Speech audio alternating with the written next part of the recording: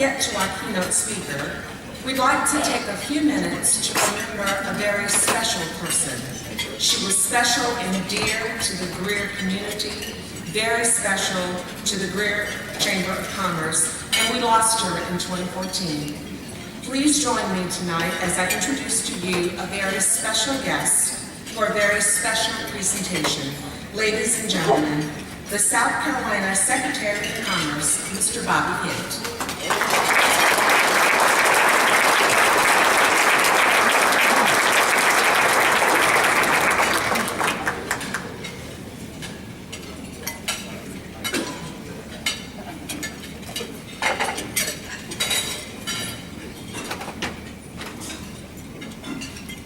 Good evening, everybody. I'm delighted to be here in Greer. I listened to Lewis just a little bit ago. I was thinking one of my first times that I was in the Greer Chamber of Commerce, 20 years ago, maybe something like that, 21. I was there with then Senator Vern Smith. He's quite a character. Many of you remember Senator Vern very, very well. I was chattering on as I would do about all the great things that would happen as BMW came into being. And I remember Vern saying to me, you know, Bobby, I like everything you say, but you talk a mighty fast. I can't think of anybody who would be more pleased to see a room this size and the vibrancy that's in the town of Greer today compared to when we were 21 years ago. And I'm just excited by the excitement that's in this room, and again, the excitement that's in Greer and the changes that have come. And also to spend that, to use that as a forum to talk about my dear friend Bunny Richardson, who put an awful lot of energy into Greer, and for whom I was forever grateful for our long-term relationship. And some good friends of hers and mine, and many of you in this room have helped prepare a video. And I want to talk a little bit about Bunny tonight. Bunny, we originally started BMW. There were just a handful of us there. First year, I think only about 100. One of my partners, Roberta Evans, is in the room. I almost called her Richardson. And Carl Flesher, pretty much the three of us. We weren't getting a whole lot of work done because neither Carl and I did any work. We just mostly thought about stuff. That doesn't come as a surprise to me. And we were working with Roberta on that. And I told Carl, we need to find somebody else, probably a woman who do the work. Bunny and I worked together for a long, long time. We've known each other a long time. I'm going to expand on that in just a minute. But I remember the day that I called her and said, because Bunny had spent a lot of time in the later part of my career in the newspaper business, handling all our personnel and so forth. She was so good at it. And I remember calling her and saying, Bunny, I need your help finding someone. I said, I need someone who can do this and this and this and this. And all of a sudden I heard her voice go, you are such a jerk. And I said, I know, you coming? And Bunny Richardson came to BMW and came to Greer. Our first assignment in Greer for me was we need to find a place for BMW and Greer to grow together. Greer had been a company town. I don't want us to be a company town again. Greer needs to find its own footing. So we need to go in Greer, we need to help it in every way, but we need to be a part of the team, to build a new team. And the first project that Bunny did was Kids Plan. We had a strategy at the company. We hired a consultant. Some of you may remember. The consultant came in, went into the schools, got the kids to draw what their imagination was for a playground. And that became the template for Kids Plan. More than 10,000 people volunteered and put that together. 10,000 people. The city of Greer was only 10,000 people. An amazing thing. And it was not about, this is not the BMW part, it's the Greer part. The whole notion that Bunny and I had was help this town grow up, and look what she has done. So there's a tribute here, and I want to talk about Bunny a little bit more, but I want to run this video. Everybody can pay attention to this one. Yes, sir.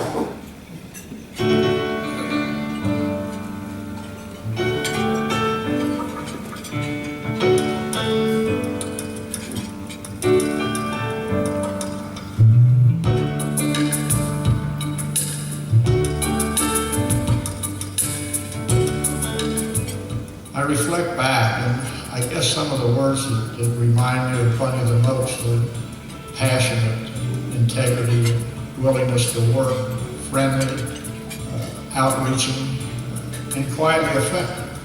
I know many of you may laugh about saying that Bunny was quiet, because she certainly was not. If Bunny believed in something or she had an issue, she was very free and very easy to share that with you, whether you liked it or not. Because she felt a passion again that what she was saying she thought was for the betterment of our community. When I think back about Bunny, the one thing that just instantly pops into my mind is her smile and her welcome, and how she always made you feel like she was really, truly glad to see you. It was always a way that Bunny, in a very professional way, was inclusive. She never wanted to leave people out, not out of the fun, not out of the action, and not exclude them for some other reason. She was on the board of the Greater Greer Education Foundation, and we were in the early stages of kind of formulating what the guidelines were going to be, what teachers could apply from what schools, and where we would give the scholarships. And so we called ourselves the Greater Greer Education Foundation, which we still do. And she said, if it's Greater Greer, then we need to include the schools over in the Burns District, District 6 or whatever that is. And she said, we can't leave that out because that's part of Greater Greer too. And so because of her fairness, we included, and still do, the schools in Greer and in that district, where Burns and D.R. Hill and all of those schools are.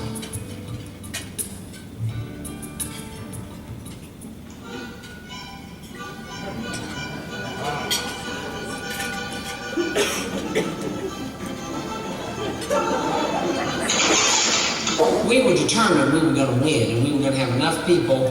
We had all these people doing it, and then you had to vote. You had to go on Facebook or YouTube or something and vote for the best group of chicken answers.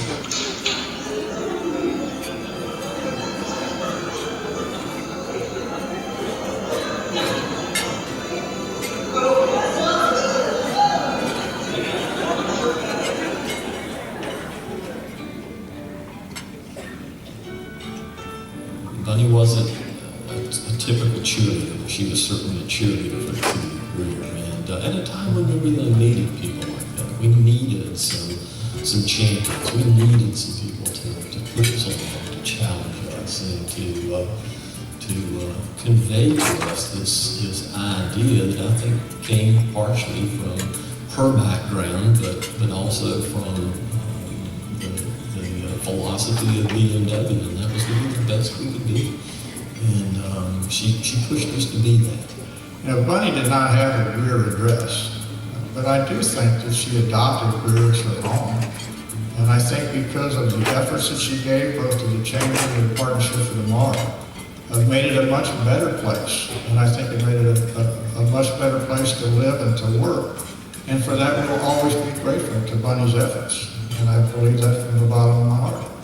When I was diagnosed with cancer, and she came to me and started, saying she'd been through the same thing that I had been through, and she said, you can do this. You can do this. And she was always so positive about it. And then when she was diagnosed, I kept saying, okay, you got to be positive too, because you've got to, be as positive with her as she was with you. And we lost our hair together, and we wore wigs together, and we talked about, it was funny that people most of the time didn't know whether we had a wig on or not, and we never told people when we, stopped wearing the wigs, or when we started wearing the wigs, and we would see each other at something, and she'd say, which one is it? And I'm like, it's the wigs, and so is mine. And we would just sort of chat about that. So we had a lot of opportunity in the last, I guess, three years to catch up on where each one of us was in that walk. And she was always a true professional, but that never got in the way of her being a true friend.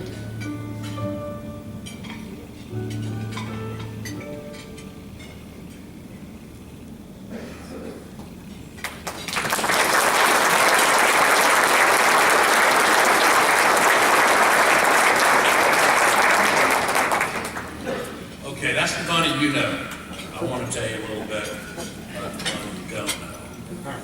There are only a couple of people that really know the bunny I'm getting ready to talk about. Her sister Brown is here tonight. I'm sure most other people have even seen. This is the Bunny Richardson I started with. This was about 1972, 73, excuse me, 1973. I'd been in the newspaper business already while I was in undergraduate school and moved to Charleston, but up to New Courier and moved back to Columbia, hustled by one of my dear friends, Tom McLean, to come back as he was editor of the paper. And I was lucky enough that I got to sit next to Bunny Richardson. Bunny was Bunny Smith at the time, and maybe 100 pounds wet, and very shy. Not like Rafferty was talking about in that tag. She wasn't confrontive at all. She was pretty shy. And she, one day, someone that I think in the clerk of court of Lexington County had misled her on a story. I was, of course, the feisty and obnoxious guy that I'd grown up to be, even back then. And she looked at me and she said, if someone lied to you, what would you do? I said, I would call him up or go over and I'd get in his face. Because what we do is important and what we do is professional. And I would remind him that I'm here today and I'm younger than you and I'm going to be around for a long time and I'm not going to forget what you did. No, I'd be damned sure to pick up that phone and just rip that guy apart. Because you know, one of the things about being a newspaper person is you can be a shy person, but when you had to put on the mantle of the job, you could do a lot of things. Bunny got tough. I always loved the toughness in her. She's one of the sweetest people on the whole planet, just as everybody said in that tape that you got hold of, digital, in that flash drive. She was always sweet. She's the sweetest sister I ever had. And I have 3 natural sisters, and Bunny is the only little sister that I ever had. She and I became very close, and we were close for a long time. 44 years now that we work together thereabouts.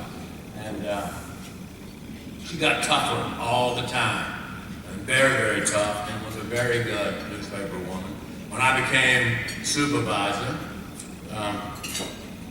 it was about 1978. I'd done a political writing for about 5 years. Bunny covered the county government. She was really the first reporter to cover the county of Lexington. She taught them a lot about newspapering. They're still not over it yet.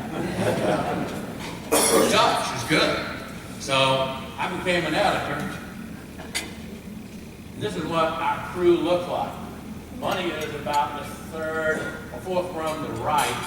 You can see a little different hairdo. The glasses are smaller. It was a motley crew. And I had just become city editor, in case you can't tell. Most of you probably haven't got a clue which one of those is me. But there I am. That's when my beard was red and my waistline was smaller. And I was about 28, Bunny was about 26. And 2 years later, I became managing editor of the paper.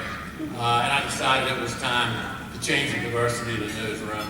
And so I started appointing women to some of the control positions. Bunny was my assistant city editor, and this is the way she looked then. This is the Bunny I know best. She was tough, and she would say to me, particularly as I became managing editor, so if I was not there for a senior management meeting, she had to be my proxy. And she was the highest ranking woman in the company at the newspaper, about 350 people there. It was pretty much a male bastion. And so here she was, you know, maybe 100, 105 pounds wet now, new hairdo. And she said, well, when I go in a meeting, what do I do? And I said, well, don't act like me. She said, well, what do you think? She said, well, I said, why don't you know, you're a role model, you're a pioneer. You're the first gal to do this. You need to think about that, decide exactly how you want to present yourself. But you want to make sure you treat everybody as fair as you can. Give them a chance. Give them a chance. All of them. And you know, when you heard that videotape, what you heard was someone who was inclusive. Bunny was always inclusive. Even when I told her not to do it, she was inclusive. She was very good. She was very fair with people, very measured, worked really hard to treat them. I remember Tom McLean and I came up to see Bunny just a few days before she passed, and we were reminiscing about Bunny. He says, you know, when you went off to grad school that year, I took a year off from the newspaper and all of a sudden just dumped the whole newspaper on Bunny. I routinely did things like that.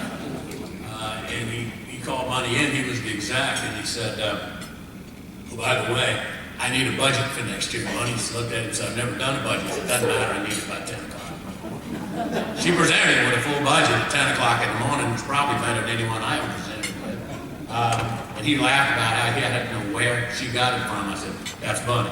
If you tell her to do something, she's going to find a way to do it.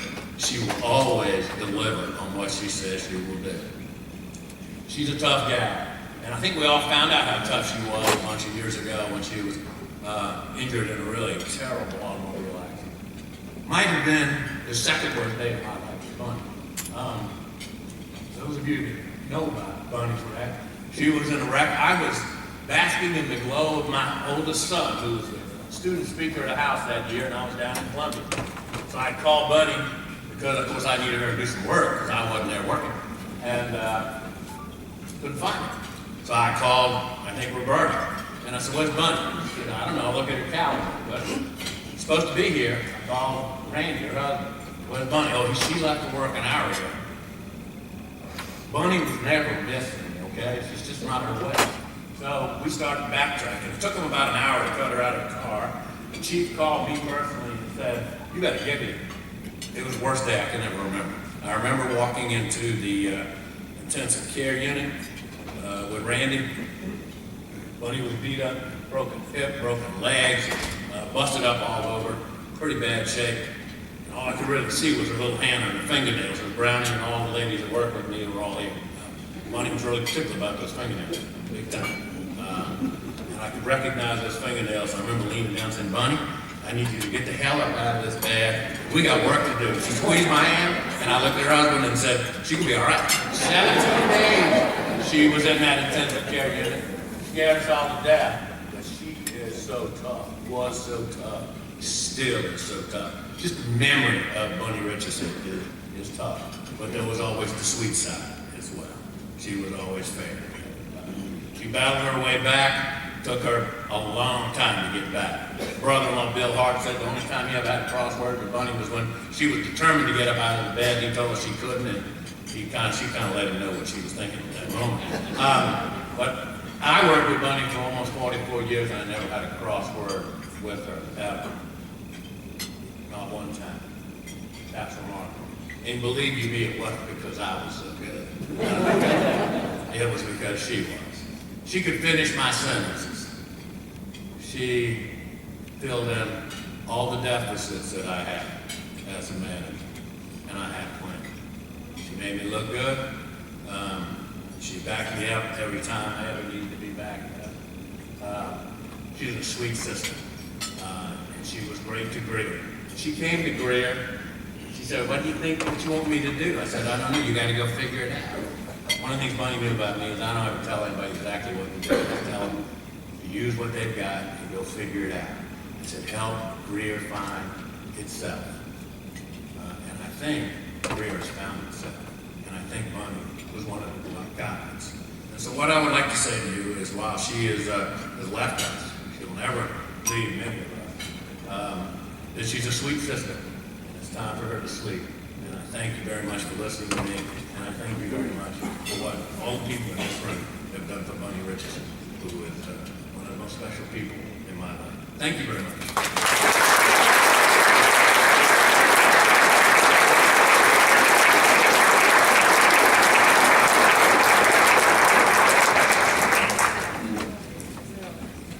Thank you, Bobby. If Bunny was here, she'd give you a thumbs up. And thank you to BMW for the pictures and the memories that you helped Bobby share with us tonight. And now I'd like to call on Max Metcalf, Manager of Government and Community Affairs for BMW, to introduce our keynote speaker. Max.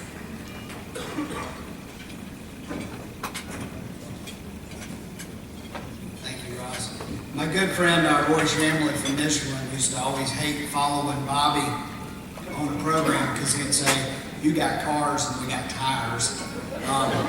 It's hard to follow Bobby anytime, especially talking about our colleague Bunny, who one time, who actually on numerous occasions, when after Bobby had left to go to Commerce, Bunny and I would be at different events, Roberta, Amber, and others.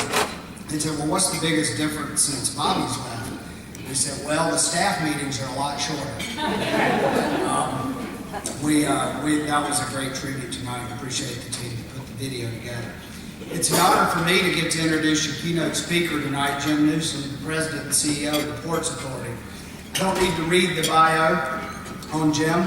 It's in your program. However, I do want to make some comments about what a great leader and an individual he is. You may not know it, but Jim was just recently named the Public Servant of the Year for 2014 by the South Carolina Chamber of Commerce, a recognition that was well-deserved but humbly accepted by Jim as well. He is quick to point out that any recognition that he has received has only been possible because of the values that were instilled in him from his parents and also by the tremendous quality team that he has at the Ports Authority, as well as an exceptional board and partners throughout the state. With that, I do want to recognize tonight two of the members of the Ports Authority team that are here. Jack Ellenberg, please raise your hand. Jack's right here. And Michael Huffman. Michael is the director of the Inland Port in Greer. And delighted to have both of them with us tonight. Jim has led a resurgence in growth of the business metrics that ports are measured by, and that what determines their success. The port is stronger, and its impact on our state is more widespread than ever before in an extremely positive way. And nowhere is that more apparent than Greer, South Carolina. And believe me, I know because of the impact and the partnership that BMW has with the State Ports Authority. There are dozens of companies like it in this area that cannot have the success that they currently achieve without having a partner that understands business and global gateways. In 2013, the Ports Authority expanded its presence in our state right into the community of Greer with the opening